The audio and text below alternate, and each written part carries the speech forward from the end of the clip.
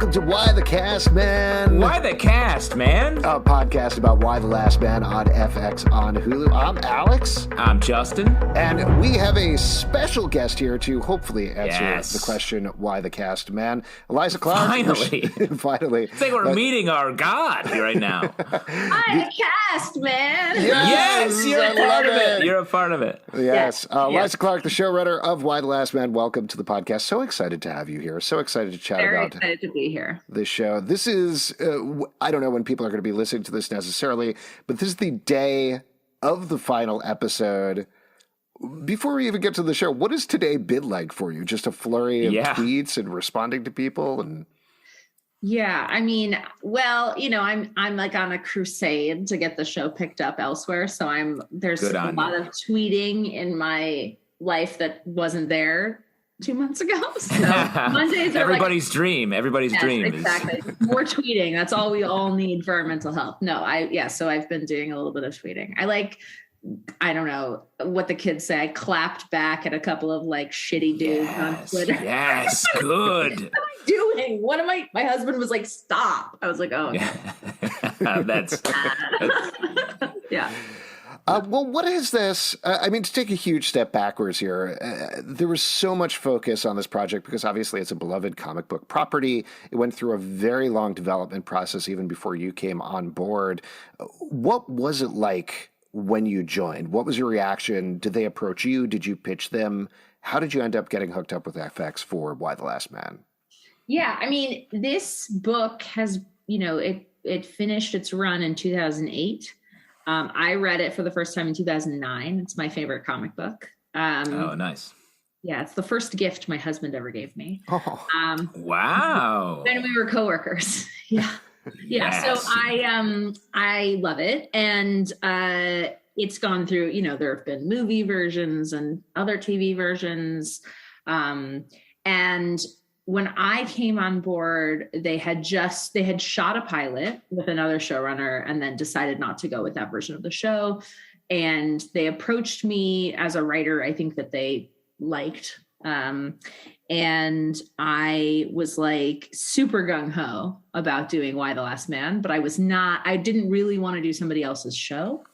And they sort of said like, well, what if you just could do it from the beginning? And so I did get to inherit a couple of great actors. And then, we sort of said to all the actors, like, you signed on for something that has changed. So we'd love to have you, but it's okay if you want to leave. And some of them did leave. So I got to cast a bunch of my main characters and then we were off to the races. So. Why do you think this story took on so many forms, and then how did that inform your sort of retaking it and building into your own version of it? I don't know why it's been so hard for this to become a thing, because it's such a great story and it's an adventure and a road trip, and it's also like it's a post-apocalyptic story that has humor and some optimism and romance and like all that stuff. So I don't know. I mean, I think I might be the first woman that's ever taken it on. Maybe there's a secret sauce there. I don't know.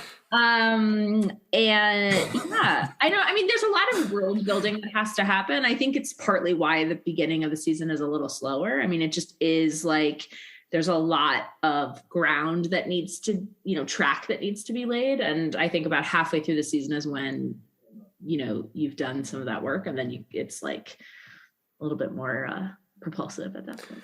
Did you feel that in the writer's room, though? I mean, I certainly felt that as a viewer because taking it all the way back pre-apocalypse, even in the first episode, that's definitely less compressed than it is necessarily in the comic book. But was there a point in the writer's room where you felt like, okay, all right, now we're into it. Now we're like we're firing on all cylinders. Yeah, I mean, I think that with a cast this big, where everybody is so talented, and I wanted to, I listened to your episode 10, podcast this morning, and I liked the way you guys were talking about Nora, and I think that that's a really good example of like I think about the show as long form storytelling, and the way that I like to watch television is, character based. And so for me, it didn't feel slow. Like it doesn't feel, I'm very proud of the beginning of the season. It doesn't feel slow, like boring, but it feels like, like what you guys said, what is the point of this character? Like, why is she digging this grave and why are we watching it? But the hope is that then when you get to the end of the season, you're like, oh, all of this was building to that. And it's really satisfying. And I find that really satisfying. I feel like there's a sort of novelistic way that television series can tell stories. But I think in the writer's room, the second half of the season did feel like the show to us. Like you get the trio together finally, and then you're like, oh, now that's the show. And also like the further away you get from the event, I think the more fun there is. Mm-hmm. And part of the way I feel like I'm just pontificating. I'm sorry, but I feel like that's the concept of podcasts. So that is what a podcast is. Sure. And it's a great break from us just guessing what your pontification would be. I feel like you guys have good guesses. I think that part of also what I was trying to do with the adaptation in updating the sort of gender aspect of the show meant that we had to take the event seriously. Like it's horrific that everyone with a Y chromosome dies. It's not like a funny thought experiment. It's horrible. And so I think like that's also why the beginning of the season is dark and there's grief, and you kind of, which the comic book gets to sort of skip over because it's right. And I think we've seen shows like The Walking Dead. We've seen like post-apocalyptic shows where it's just mired in that darkness and it never sort of breaks free from it. And one of the compliments I want to pay you in this show in general is just like breaking past that. There's a moment in the first episode where you get to see sort of everyone's experience come together. Mm-hmm. And I just love that because then we're all there with them and it becomes one thing, and then we can move past it. When I feel like so many shows like, well, what did that character think about? And then we're just stuck in it instead of being in the mud for so long. Yeah, I tried to make I made those choices in the writing, and then Louise Friedberg, who directed that episode, made really strong directorial choices about what you see and what you don't see. Like there's a reason why you don't see Kimberly's dead kids. Like we don't need to see that. We've already seen 3 little boys running around and screaming, and we know what's going to happen to them. Like we don't need to see that. And also her story is all about like pushing that grief away. But the same is sort of true, like the way that Louise shot Nora coming into the bedroom and finding her husband and her son, and you barely can see them. And it's like, it wasn't, it's supposed to be visceral. It's supposed to be point of view. And it is supposed to be this sort of all encompassing feeling. And then we can move away from it. And then, I think by like episode 6, the world has become weirder and funnier and stranger. And like, you can see that happening over the course of the season. It's like season 2 would be a lot of fun. Will be a lot of fun is the hope. That's the spirit. And one other thing I want to say before, before Alex talks again is I feel like this show is created both directorially and the writing with such confidence. It feels like there's so much like they will get it as long as we tell this story. I feel like that is so hard for so many shows to nail, is to be able to like this. We don't need to tell them more. We don't need to tell. We can just show. Is that something that you were like, let's just push through it? Or were you in each episode sort of overwriting and then pulling back and just sort of tweaking that line? I mean, thank you. That is also how I thought about it. I did not get a second season though, so we'll see if that was like the right. I think that that's just the kind of television I like to watch. Like, I don't want to see a bunch of exposition.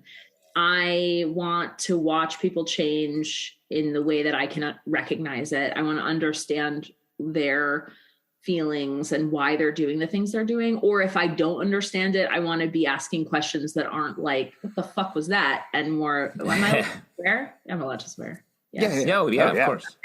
But like, I thought, not to just be like a fangirl about your podcast, but like the conversation you guys had about Nora and like her and whether or not she is trying to protect her daughter or she's a sociopath or whatever. Like, I think those are worthwhile. I think both of those are a little bit true. Like, we could talk about that if you want, but I think that those kinds of questions are the questions that I think are like worthy of an audience's attention, as opposed to like, everybody's depraved and everything is, it's, I don't know, like action for the sake of action, sex for the sake of sex. Like, none of that stuff appeals to me. Yeah.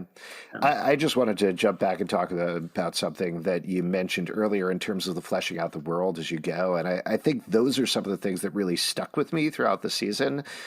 Specific things that I've thought about a lot are the Radiohead tribute that I think is so haunting and beautiful, but like you were saying, funny and weird at the same time. Or also, once we're past, and we talked about this in the podcast, but once we're past that initial shock of everybody dying, blood pouring out of all of their orifices, getting that shot of Ampersand walking, I think it's like episode 5 or 6 or something like that. He's walking while 355 is sucking up the gas. There's just dead body. Yeah, there's just dead bodies there. And you just sort of pushing a ball past him. And it makes you realize, oh, yeah, there's dead bodies everywhere. They're just part of this world. Yeah. Yeah, and the sort of the one of the things we talked about a lot to the confidence thing. Like, I think that what I tried to do was assemble a group of storytellers at all levels. So, and I think that's always the hope for a television show, but that was just like very important to me that our production designer be a storyteller and our costume designer be a storyteller, and that it be super collaborative. So, we made a bunch of rules about, what people wear in this world or what happens with dead bodies. Like, there's no dead body that you see on screen that there isn't a story of why they're still there.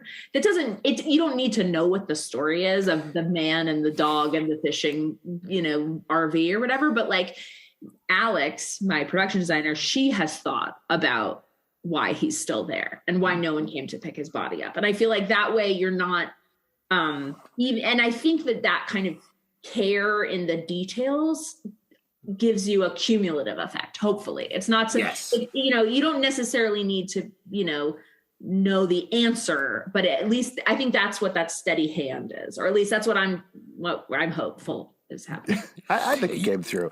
I wanted to just real quick on that, like, down to like the characters, the two women that come in at the pool in the last episode, and I'm like, they feel like care. Like, they could have a whole nother episode off on there. Like, we spent so much time with Roxanne in this first season, and it was great. We went on a roller coaster ride with her, and the detail that we get to experience of her life from all these different angles, even, I thought was really, again, hard to do until you see the final product. You're like, oh, it did work. We do believe that's a person, even though she's a crazy person in like 9 ways.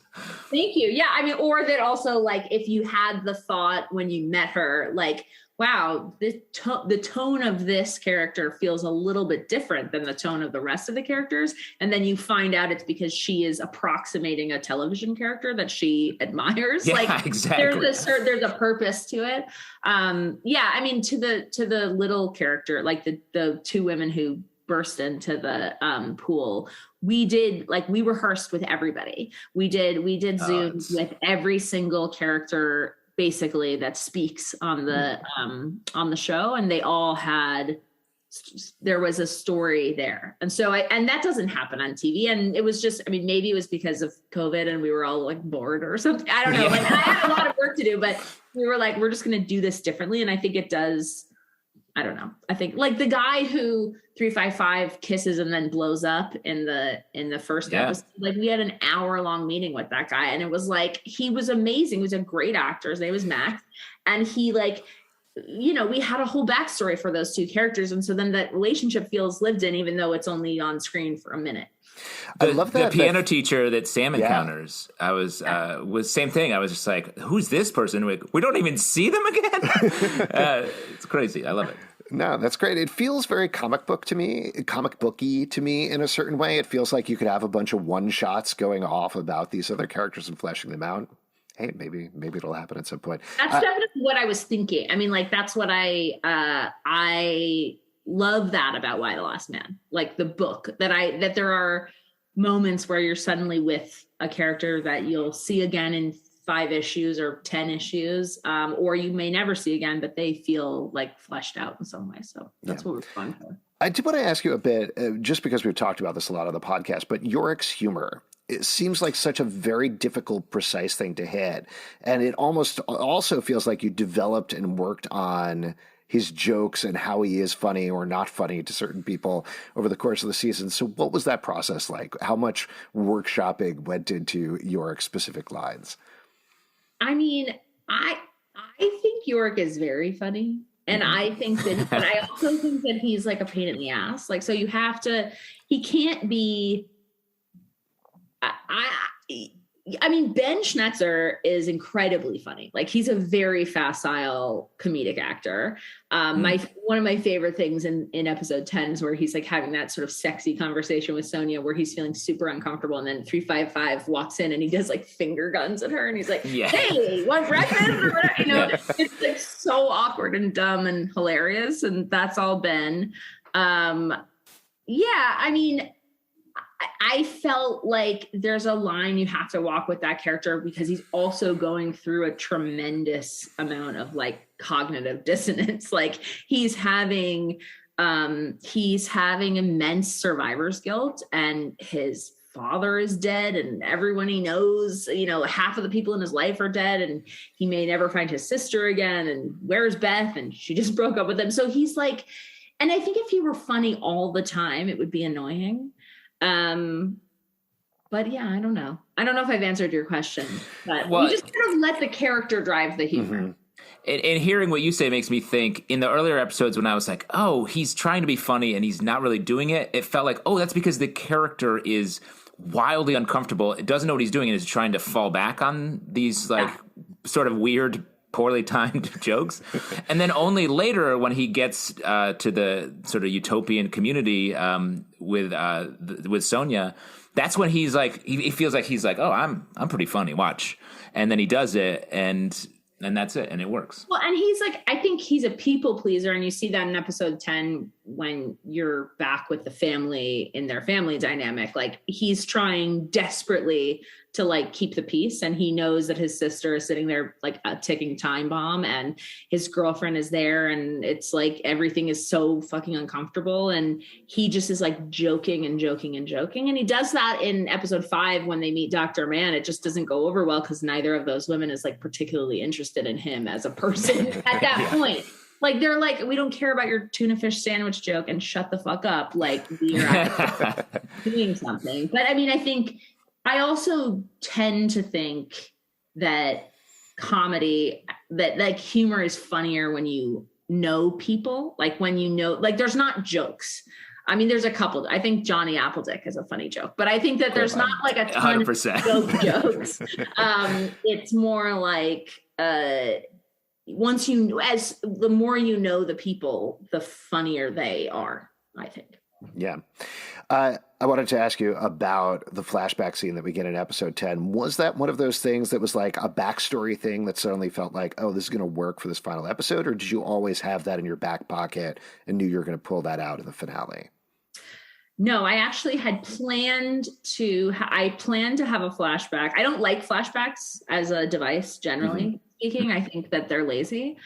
So it's why, like in the Roxanne episode, it's told in that sort of disjointed backwards way, so that there's like another purpose behind it, and there's a cumulative effect, and there's something interesting happening with the structure. Like, I really don't like when I'm watching something and it's like, there's a question in the present. Well, like, let's go back and find out the answer. You must love the TV show Lost, loved by one of us on this program. I don't know who.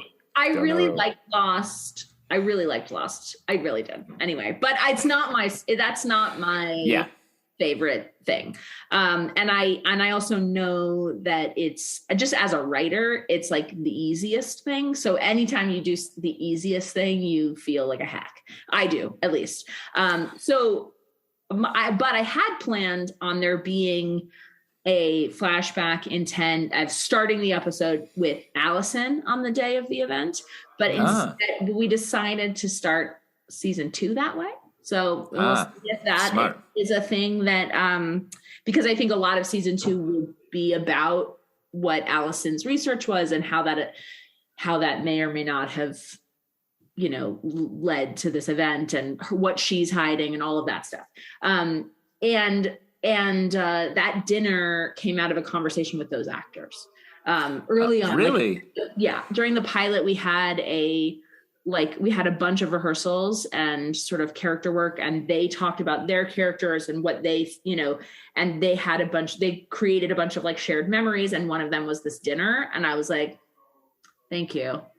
Yeah. Later. And I think the reason I like that flashback in 10 is that I don't think it's actually there to like answer what happened. Like it's not, that doesn't tell you, oh, this is why Hero and her mother aren't, it's a piece of it, right? And maybe it was the last moment, but it's not like, some big event. It's the same thing with Roxanne. It was like, we talked about like what happened to Roxanne, like what did men do to her that has made her who she is? And it was really important to us to have it not be some horrific thing, not for it to be some like rape or something, but in fact, it's just the banality of like living as a woman every day and the bullshit you have to go through. And I think the same is true in a different way of that family dynamic. Like you're living with this family and you're feeling the ways that their identities are being shaped by how the others in the family see them or what, the roles they play. But it's not like, here's the answer you've been waiting for. And what I especially appreciate about it, because I'm surprised to hear that it wasn't planned, because it feels like such a culmination. It's not answering a question that was posed. It feels like it's like, oh, it's all been leading to this.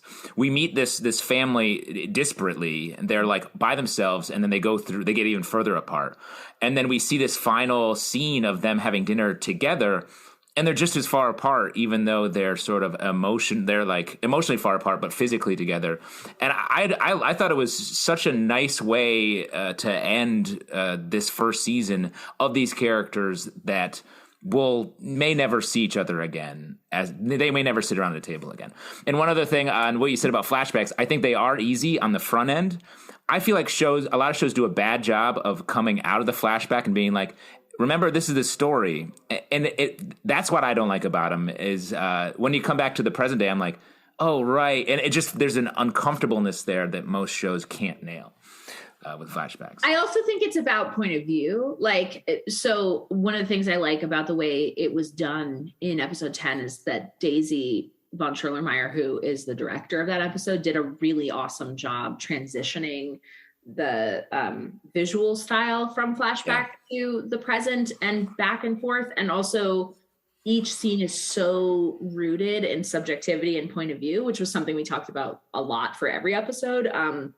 So you're sort of, even though it's not literally like this person is thinking of this night, because that's like the thing I don't like, you are sort of experiencing, okay, this part of this dinner is Hero's part of the dinner. And this part is where Jennifer starts to realize that her husband's phone keeps going off. And this is the part where Yorick is like, oh my God, like why this is going to go badly.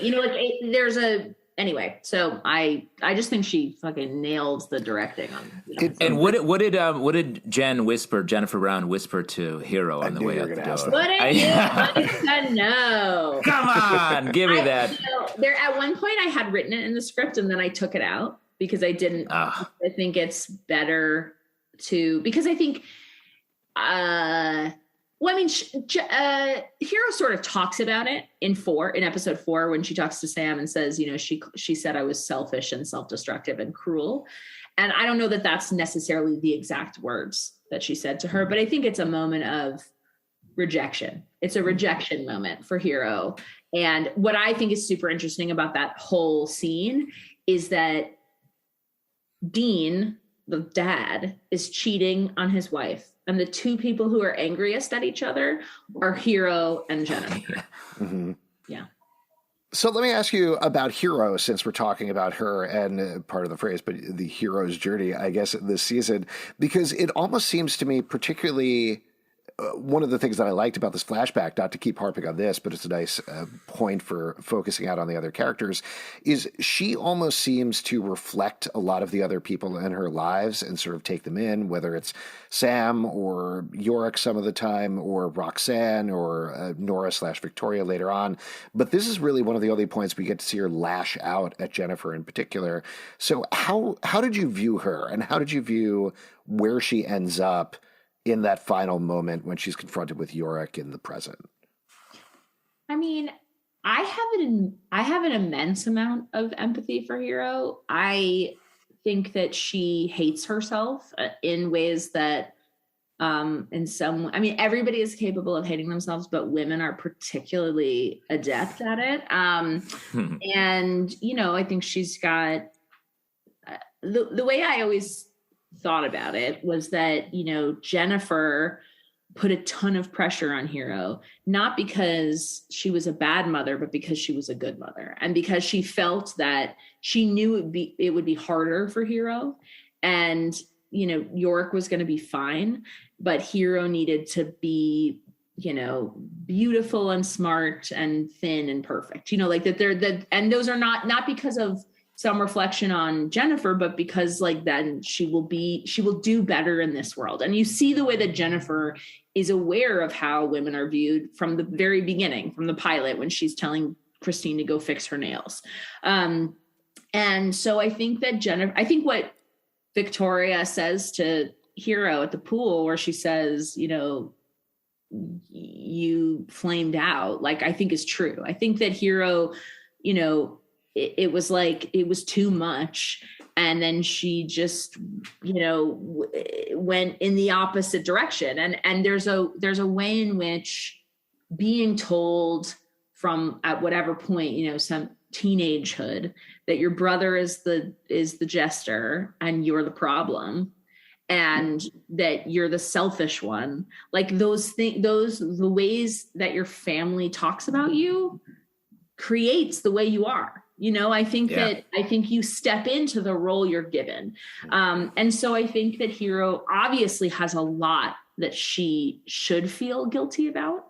And, I think the way she treats Sam, it sucks.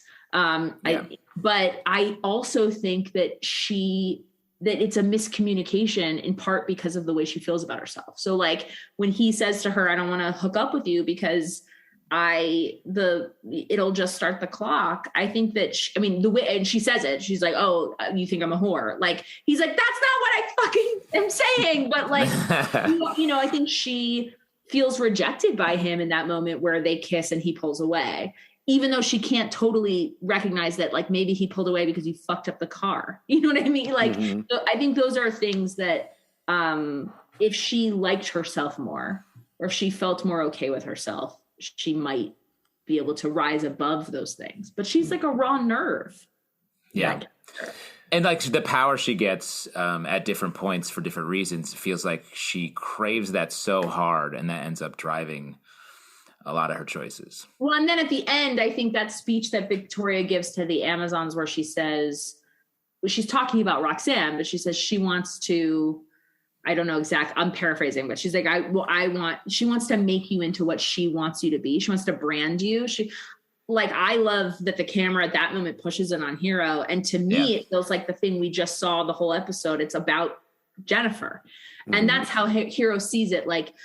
Oh, I have my whole life been trying to be made into something that my mother wants me to be.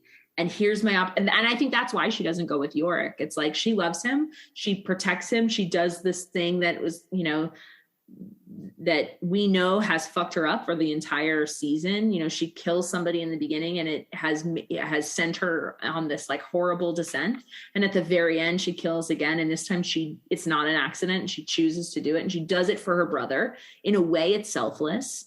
But it's also she's not going to go with him because she can't be that person anymore. She can't be the person they think she is. Can we? I was going to say, can we talk about 355? Maybe you're going to say the same thing. That's exactly what I was going to say. We got this. No, I'm just kidding. I would love to talk about 355.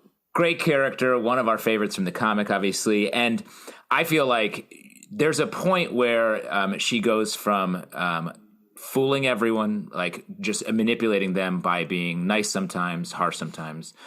And then I feel like she becomes genuinely like interested in these people, and she starts being friends with them. How did you know did you do that? And how did you know when to do that, if so? That was definitely her arc, for the season, was going from being a person who has a number instead of a name and who takes orders and who has a ton of hubris. Like, I think she thinks that she is the smartest person in the room always. Indestructible. When they're flying those helicopters, like, you could also crash here. Although the helicopters, I think, is the moment where she starts to come undone. Like, I think that she has taken orders. We see her kill somebody in the very first episode, but it's somebody has told her that's her mission. And so I think she's able to separate that for herself, that's not, that blood isn't necessarily on her hands. And that's a bad person. And these people are just trying to do their jobs. Yeah. And also nobody told her to do it. Nobody told her to kill the pilots. I mean, Jennifer's sort of like, what are we going to do? And she's like, I'll take care of it. But I don't think Jennifer was saying, please kill them. No. And so I think for 355, and it's the next episode where you see her sleepwalking in that dream sequence. Like, I think that her personhood is just, it's like blooming in this, she can't keep it contained. And it's something that she's been able to keep herself separate from her work for her, for the entire time she's been a member of this organization. But I think the idea that the Culper ring may not even exist anymore has unmoored her. And now, over the course of the season, slowly but surely, she is starting to see the value in Yorick as a person, and certainly Allison as a person who I think she's having, feelings for. We certainly talked about this a lot of the podcast as well, but what's happening to 355? So based on what you're saying, it sounds like it's kind of a natural thing, just like the stress of the situation, everything going on is causing her to break down versus some sort of chemical thing that's happening because of the Culper ring programming breaking down there or something like that. Yeah, I mean, I think I feel like, yes, I don't think it is like a born identity type of thing. Like, I think that it's, she sort of in 10, she talks about the night her family died and the sort of the jazz club and the way, I think it's like this traumatic event that is in some ways banal, like people die in car accidents. It's not like it wasn't the fog of war in Iraq or whatever. Like she was a kid, everybody was angry and she felt responsible, and then they were all dead and she was alone. And suddenly she was, thrust into this system, foster care system, that she didn't feel she belonged in. She wasn't like those kids. She had a family that loved her and they were gone. And then somebody came and told her she was special, and she wants to feel that. And I think that's something that I really liked about the comic book. Like, everyone in the comic book feels like the event was their fault. And there's like sort of a special brand of narcissism for each of the characters. I didn't feel like it made sense for the series for it to be like literal, like that 355 took the amulet out of Jordan, or that Allison feels that her research literally created the event. But I think that feeling, that like specialness, that is both like a yearning to be special and then a fear that that imposter syndrome, which is also what Allison is dealing with the whole season, I think is important to this kind of group of chosen people. Like, they're the chosen ones, but not really. You know what I mean? Like, it's like, is 355 special, or was she told she was special and she believed it, and then that made her special? Like, Allison wasn't even on the list. Like, is she the smartest person, or does her belief that she is make her that? And That's you great. also mentioned 355 and Allison are having feelings for each other. So were we potentially heading towards Don't you feel it? Can't you feel it? I felt it. Yeah. There's some heavy spooning at the end of the season. Absolutely. Now, aggressive spooning. The only reason I ask, and this is a spoiler warning for anybody who's listening who hasn't read the comic book, but it definitely heads in the direction of 355 and Yorick in the comic book. Were you potentially going to head in another direction with the series, or will? I mean, I heard you guys talk about this on the podcast. I feel like for the sake of the story, all of those options are still on the table, right? Okay. Like all of the triangulations, feelings are on the table. At the same time, like personally, that part of the comic book, I was like, I don't know. It didn't feel I don't know if I feel that. Like, and there is something about, to me, a show that, you know, there are other men on the show. There's not just one man on the show, but it's, you know, majority women. It's a show that centers women. And for a show that centers women to have the central romantic relationship not be a heterosexual one, and the relationship between a man and a woman in it ultimately be about like a deep bond, but not necessarily a sexual bond, I think is pretty cool. I agree. I don't want to maybe that gives it away, but I think Allison and 355 are the people you should be shipping. Well, yes, I'm shipping. I don't know how to hashtag that exactly because some of it is numbers, but we'll figure it out. Yeah, we'll definitely figure it out somehow. 3-5 man. The love triangle of it all, even if it doesn't go the 355 having feelings for Yorick feels, as the puppy that he is, feels like he will inevitably be like, I love you, you trained me, I'll like that. So that in a central triangle, I think works no matter how it's going to end up. It is an exciting story. Yeah, I think also he is a straight cis man in a world where I think it will be an interesting evolution for him to have really strong feelings for a woman, like love feelings, and be able to extract sex from that. Like, I think it's like, you know, he loves Beth and he'll follow her to Australia and do whatever she wants and be her professional fiance. Like, that is a little bit how he thinks of himself. Like, he's floundering. He doesn't have an identity of his own in some ways because I think he's questioning a lot about himself. He feels whatever. He doesn't feel like he's on sure footing as a person yet. But if Beth has all these ambitions and I can attach myself to her, maybe that will like kind of rub off on me and I'll be like the best boyfriend there is. And I think that is, you know, maybe how he's gone about his life with women a little bit, you know, and so yes, it will be interesting. I mean, I am also excited for like Allison and 355 to sleep together and Yorick to find out about it. Yeah. Oh, yes. Like, what the hell? I actually I did these interviews with all the actors at the end of the season just to sort of talk about like where they were with their character and where they thought they could go. And I asked Ben, what do you think Yorick would feel if he found out that Allison and 355 slept together? And he was like, I think Yorick would be like, wait, 355 has sex? And not with me. I thought that was a pretty good. You guys had a party without me? I was right here. What? Right here. I thought it was just like that was not something you did, and so I was okay with that. But if it is something you do, then not with anybody else, please. Let's turn and talk about Kimber because she is such an amazing character to watch over the course of the season. And one of the things that I love about her that, again, we've talked about a lot is, speaking as a liberal, you watch her at the beginning of the season, you're like, well, this is a terrible person. And then you start to feel for her over the course of the season. And then through various events, she turns into this whole other sort of monster by the end. Do you still have feeling for her? Do you still have empathy for her at the end of the season? I have immense empathy for her. Yeah. And I think that the way that Amber plays that character is so beautiful. And she has immense empathy for her. I mean, she's not making fun of her in any way. And she doesn't think she's a villain.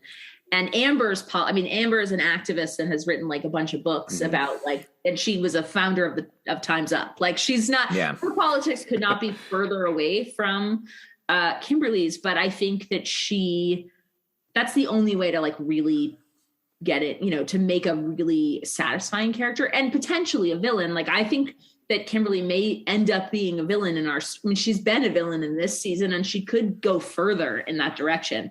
But I think that hopefully you understand the ways that her grief has like hardened and become a rock in her soul. Like, I think it's like, you know, she's the only character you don't see their dead kids or whatever. And that's purposeful both for like your ability to watch the show, but also for, because she's like putting it away. Like it's not something that she wants to think about. And she is focused entirely on fixing this, becoming a mother again, like eyes on the future. I can get my identity back. And I think you understand where that's coming from. And that's hopefully, you know, so I definitely empathize with her. She's a crazy bitch, but Well, and what I love about her though is like I do sympathize with her as well because she's the one whose life was the most settled and like figured out when all this happened. Everyone else was a little bit out and like I don't know what I'm going to do. So that makes them more ready to adjust when this happens. For her, she's like, it's all taken away. She had already put it all away and was like, here's what I'm going to be. And then she, over the course of the season, she's right a lot. She's like, someone's lying. There's a lie here. And she can't. And I feel, I'm like, you're right. And we're programmed as viewers to be like, bad. She's a bad guy. But then like, it's like, she's right for like multiple episodes before she then sort of turns again. She's totally right. And Jennifer, like, I mean, I think that the interesting thing about Jennifer's character is that she has wanted to be president her entire career, finally gets it. And it's under the worst circumstances. There's too many problems to solve. She'll never be successful at solving all of them. And on top of that, she now has this secret that she decides to keep. I mean, for better or for worse, like that's the decision that she makes. And I think, you know, it doesn't help that the moment she realizes Yorick is alive, she also realizes Regina is alive, and that, you know, that there's a usurper with a claim, and it makes it clear to her at that moment that she's got to keep him a secret. But then now she's the kind of president who keeps secrets like that, which is not, I think, something that she would have wanted to be. So that's a moral gray area, and Kim's not wrong that, you know, when she says like, or I think maybe Regina says like, this sisterhood you thought you were building is bullshit.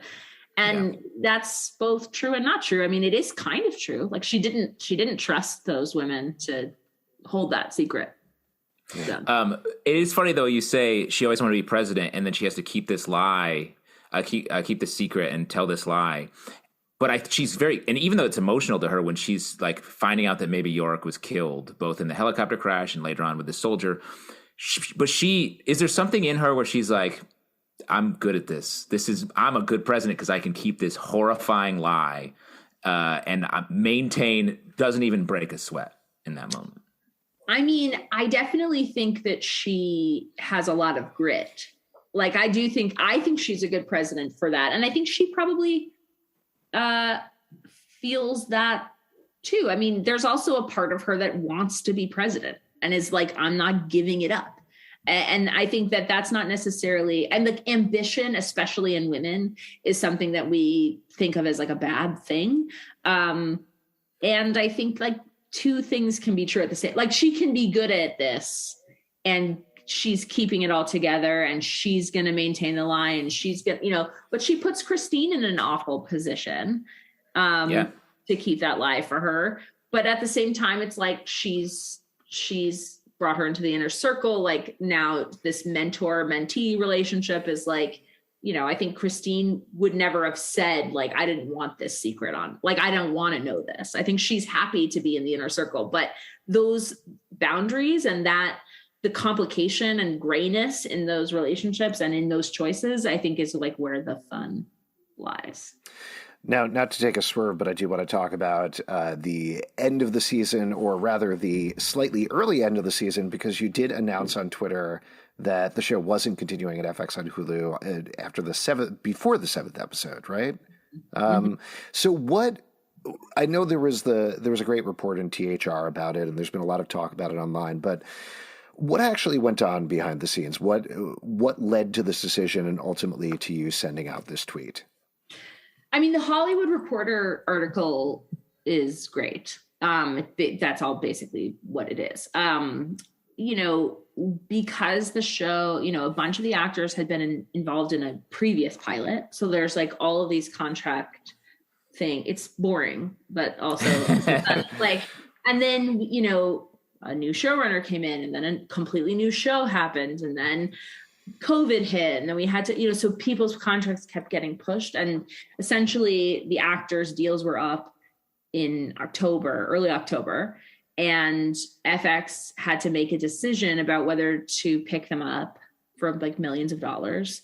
And they chose not to. I mean, I think that they were very happy creatively with the show, and they were really great partners. And I had pitched them season 2. They were really excited about it. I think, our numbers were like not awesome, but at the same time, I think like the way people watch shows now is very different. So it's a very incomplete set of data. Like you can't, I don't think you can judge what an audience for a streaming show like this is halfway through the season. Nobody would have announced it. We were all agreed that we were not going to announce it. But then I think, we were hearing rumblings that people knew, like report, like, whatever. It was going to come out. And I just felt like I'd rather, because at that point I feel very determined to move it somewhere else. I think the show's really good. I think that it's long form storytelling. Like part of it is, I don't know, like maybe people don't necessarily want to start a show where where half the world dies in the middle of a pandemic. But then you get to the end of the season and then you tell your friends like, no, it's not really that. Like you just, yes, watch those, but get to, you at least have to get to episode 7 or whatever. And then I think the audience grows. But I just, I don't know. It sucks. It sucks. I hate it. But I am I am optimistic about going somewhere else. It does feel like there's never been a better time to be doing that, to move a show, because like new people are coming to shows when they move to a different streaming service in a way that I can't believe, and it's meaning so much to previous fans, and just to like, oh, look, let's do it's easier that for us to just, we have one season already. We can just do the second season, show the first season, and let's go, rather than start over from zero and maybe the show can't even get off the ground or whatever. So it does feel like a good time to be doing this.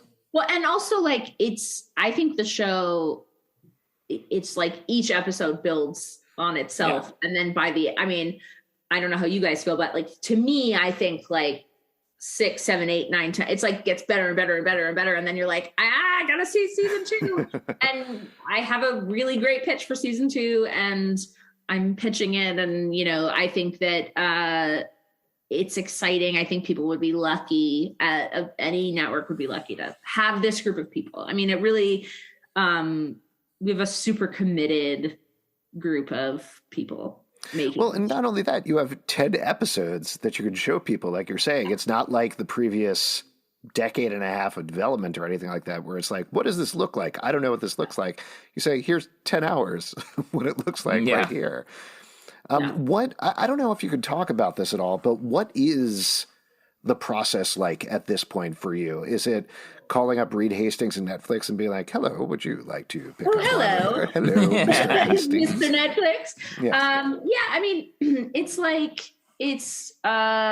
my agents calling people and getting networks that might be the kind of networks that would be good for this to watch the show if they haven't been watching it. And then at some point soon, I think I will meet with them and tell them how great it is and how they should do it. Is it like, it's like pitching a show from the beginning, but with just the best like sample tape you could ever have? Yeah. I mean, I think that this show is, there's not, it can't go anywhere. Right. I mean, it's not, there's a narrow group of prestige that's a stupid term, but you know what I mean? Like it's a high concept, world building, big drama show. And so, but yeah, I think essentially it'll be like, hey, did you like those episodes? Like they were really good, right? I think want some more. I mean, obviously I made it. I'm super biased, but like if I watch those, I just watched episode 10 for the 5 millionth time, but like this morning and I was like, I want to watch more. Where's the next one? This is good. I want to see more. Like, let's see more. Yeah. No, it is great. I mean, just to talk about the end of the episode, like finally having everybody together in this silo, being like, okay, what do we want to do? What do we want to do next? What's our mission? And then suddenly getting this swerve of the Culper ring coming in and potentially being, obviously, you know more than we do, but just potentially being like some sort of monolithic organization, giving it overall structure and propulsion and deviousness to the season. That's exciting. That's an exciting thing that I would definitely want to see. So you would want to see it. It's great. It's going to be really good. Yeah. And also, you know, other characters now knowing that Yorick exists. So Kimberly knowing, Christine knowing, the Amazons, I mean, maybe not the like sort of soldier Amazons, but Victoria and Hero. No, all of that is like, even if the people aren't in the same place, those stories start to feel less separate because it's like all kind of crunching in on what, you know, what's going to happen to him. Yeah.